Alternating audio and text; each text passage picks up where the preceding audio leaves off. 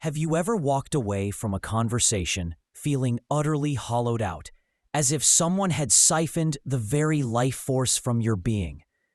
You might have entered it feeling clear-headed and confident, only to find yourself, minutes later, tangled in a fog of self-doubt, defensiveness, or even a strange, misplaced guilt for things you know are not your fault. This unsettling feeling isn't just bad luck. It's often the aftermath of an encounter with someone who has mastered the subtle, and sometimes not so subtle, art of emotional manipulation. They are often called emotional vampires, not because they have fangs, but because they feast on your emotional energy, leaving you depleted and unsteady. This experience is a kind of invisible game, a psychological contest you never signed up for. People with these draining tendencies have an uncanny ability to find your specific vulnerabilities. It's as if they hold a map to your deepest insecurities, the hidden sore spots you try to protect from the world. Their goal, whether conscious or not, is to provoke a reaction from you, to push your buttons until you are pulled into their emotional storm. They want you to feel the need to defend yourself, to explain, to justify your existence. They don't seek understanding or resolution. They seek control. When you react with strong emotion, be it anger, frustration, or desperation, they feel validated. Your reaction is their prize. It confirms their power over you. The methods vary, but the pattern is eerily consistent. It might be a series of subtle digs disguised as jokes, a passive-aggressive comment that leaves you guessing, or playing the victim to elicit your sympathy and guilt. Sometimes it's a direct, unfounded accusation that throws you completely off balance. In every case, they create a scenario where you feel an urgent pressure to prove something, that you aren't selfish, that you are competent, that they have misunderstood you. And in the very moment you begin to defend yourself, to explain your intentions, you have stepped onto their playing field and started playing by their rules. You have unknowingly handed them the reins of the interaction. Why is this urge to explain ourselves so powerful, so deeply ingrained? For most of us, it stems from a fundamental need for fairness and a desire to be seen accurately. When we are falsely accused or our words are twisted, our instinct is to set the record straight, to present the evidence of our good intentions. Manipulators know this. They count on it. The moment you start justifying your actions, you implicitly grant them the position of judge. You are accepting their frame that you are on trial and must prove your innocence. You are pouring your precious mental and emotional energy into a bottomless pit, trying to convince someone who was never interested in the truth to begin with. What they crave isn't your logic, it's your emotional expenditure. Your frustration is their fuel. Your desperate pleas to be understood are their victory laps. The more you react, the more satisfied they become, like an arsonist watching the blaze grow from the kindling they provided. This is a game you cannot win by playing. The only way to win is to change the game entirely. For many, the idea of strength is synonymous with having a sharp comeback or winning a debate. But in these emotionally charged situations, true power lies in a radically different place. The refusal to be drawn into the chaos. It lies in maintaining your own inner calm, your connection to your own sense of reality, and declining their invitation to the emotional drama. So how do you do this? The key is to remember the one thing they need from you most is your reaction. And that is the one thing you have absolute power to withhold. If this idea of an invisible emotional game is already shining a light on certain interactions in your life, take a moment to subscribe to Mind Decode Explained. We explore these intricate maps of the mind together, helping you find your own way through.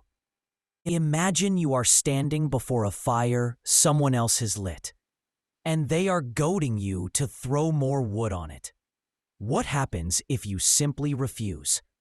What if, instead of the explosion of anger or the flurry of defensive words they expect, you offer only calm, or even a touch of detached indifference? When your response doesn't follow their script, their entire strategy collapses. It creates a vacuum where they expected a fight. It confuses them. But more importantly, there is a powerful psychological technique for this known as the gray rock method. The name itself is the instruction. You become as boring and unresponsive as a gray rock. You offer no emotional surface for them to latch onto, no dramatic reaction for them to feed on. When they toss a verbal grenade at you, you don't throw it back, nor do you let it explode. You let it fall at your feet, inert. For instance, if someone says with dripping sarcasm, "You always manage to mess things up, don't you?" Your instinct might be to list all the times you haven't, or to lash out with, "What's that supposed to mean?" Using the gray rock method, you might respond with a flat, emotionless, "Perhaps," or simply, "I see." No defense, no explanation, no argument. Just a calm, neutral acknowledgement that you heard them. Why is this so profoundly effective?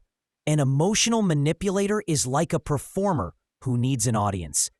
They are waiting for the gasp, the applause, the booing. Any reaction will do. When you respond with the emotional equivalent of a shrug, you give them nothing to work with. It's like trying to start a fire with wet wood. There is no spark, no fuel for the conflict. They quickly lose interest because the interaction is no longer providing them with the emotional profit they were seeking. You are not playing their game, so the game ceases to be fun for them. Another powerful variant of this approach, especially when faced with direct accusations or harsh judgments, is to simply acknowledge their right to their perspective without validating the perspective itself. This is the art of acknowledging without agreeing. If someone tells you, "I think what you did was completely unreasonable and selfish," instead of launching into a detailed defense of your actions, you can respond with a calm and steady, "You have a right to see it that way," or "I understand that's how you feel." This is not surrender. It is not an admission of guilt. It is a statement of profound emotional detachment from their attempt to provoke you. You are not getting into the mud with them to argue about whether your actions were selfish. You are simply stating a fact, that they are entitled to their opinion, while refusing to be hooked by it. You are communicating that their judgment does not have the power to define your reality. It's crucial to be prepared for what might happen next. When you first begin to use these methods, the other person may actually escalate their behavior. This is a well-documented psychological phenomenon called an extinction burst. When a behavior that used to get a reward, your emotional reaction, suddenly stops working, the person will often try the behavior more intensely before giving up. They might get louder, say more hurtful things, or accuse you of being cold and unfeeling. They are desperately trying to get the reaction they are used to. This is the critical moment. You must remain the gray rock. Hold your ground. Repeat your calm, neutral responses. What you are doing is breaking a long-standing, dysfunctional pattern. Their old playbook is suddenly useless, and they have lost their ability to set the emotional temperature of the room. Sometimes the most powerful response is no response at all. There is immense strength in strategic silence. These toxic interactions thrive on engagement. They are a dance that requires two partners. By refusing to step onto the dance floor, you leave the other person dancing alone, and the spectacle quickly becomes absurd. Imagine someone makes a biting, sarcastic comment designed purely to get a rise out of you.